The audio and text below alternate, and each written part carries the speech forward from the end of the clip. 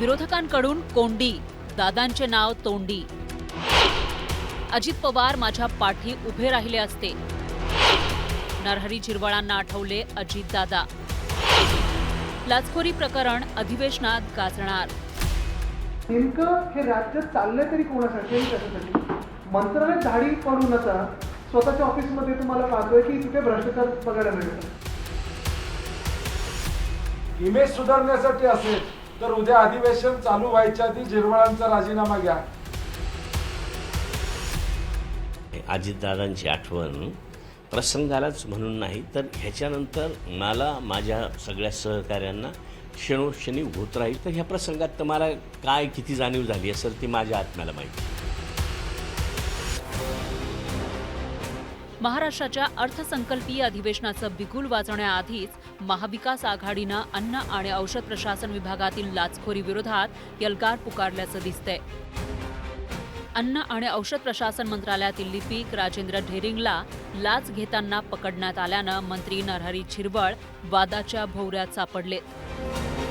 याच लाचखोरी प्रकरणावरून आता विरोधक अधिवेशनात रान पेटवण्याची शक्यता आहे. याचे स्पष्ट संकेतच आदित्य ठाकरेंनी दिले. अन्न आणि औषध प्रशासन मंत्रालयातील लिपिक राजू ढेरिंग लाचखोरी प्रकरणी मंत्री नरहरी झिरवळ यांचा राजीनामा घेण्याची मागणी आदित्य ठाकरेंनी केली. शेतकरी असताना तुम्हाला तुमच्या शेतमालाला काही भाव मिळत नाही, पीक विम्याचं तुम्हाला मदत मिळत नाही, हे सगळं एका बाजूला. शहरी भागात नोकऱ्या नाहीत. बरं, जे नोकऱ्या शोधतात किंवा जे कोणी नुसतं चालतात रस्त्यावर त्याच्यावर इन्फ्रास्ट्रक्चर मॅनचं काहीतरी वजन पडतं आणि खालती ते चिरडले जातं. मग नेमकं हे राज्य चाललंय तरी कोणासाठी आणि कशासाठी? मंत्रालय धाडी पडू नका. स्वतःच्या ऑफिसमध्ये तुम्हाला पाहतोय की तिथे भ्रष्टाचार बघायला मिळतो. हे सगळं जे काही चाललेलं आहे, ठीक आहे, तुमचं बहुमताचं सरकार असेल, तुम्ही सगळं रेटून नेत आहात. नाही, हाच आम्हाला उत्तर मिळतं. आज सरकारमध्येच असलेल्या मंत्र्यांच्या दालनामध्ये या ठिकाणी अँटी करप्शनचे लोक धाड घालतात. अँटी करप्शनचे लोक धाड घालतात. अँटी करप्शनचे लोक सरकारी दालनामध्ये, सरकारच्या मंत्रालयामध्ये एक दालन सील करतात. याचा अर्थ हे सरकार किती भ्रष्टाचाराच्या दलदलीमध्ये गुंतलेलं आहे, किती रुतलेलं आहे, याचं आणखीन काय उदाहरण फार द्यायची आवश्यकता नाही. मंत्रालय हे महाराष्ट्रातल्या तमाम 13 कोटी जनतेचं प्रतिनिधित्व करतं. त्या मंत्रालयात एसीबी या ठिकाणी धाड घालते, हे वरचं अप्रुव्हल असल्याशिवाय नाही.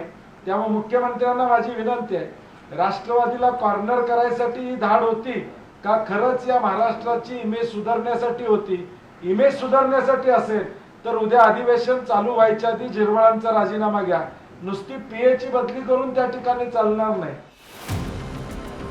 दुसरीकडे नरहरी झिरवळ यांनी मात्र एसीबी अधिकाऱ्यांनी केलेल्या कारवाई संदर्भात चौकशी करून अहवाल सादर करण्याच्या सूचना दिल्यात.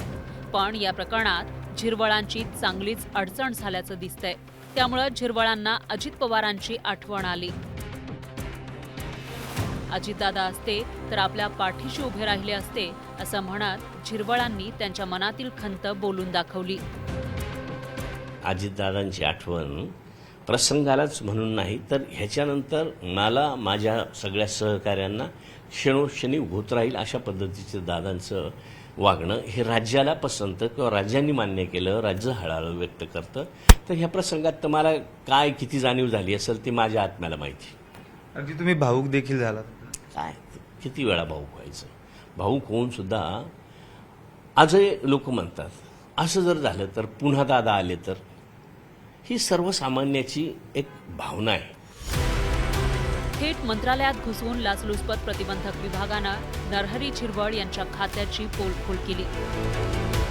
त्यामुळे अन्न आणि औषध प्रशासन विभागातील लाचखोरीवरून राज्यातील राजकारण तापलंय. आता हीच धग अधिवेशनातही जाणवणार हे स्पष्ट आहे. त्यामुळे विरोधकांच्या प्रश्नांना सरकार कसं सामोरं जातं, झिरवळ यातून सुटतात की अडकतात याकडे सर्वांचंच लक्ष लागलंय. Bureau report, news 18 Marathi.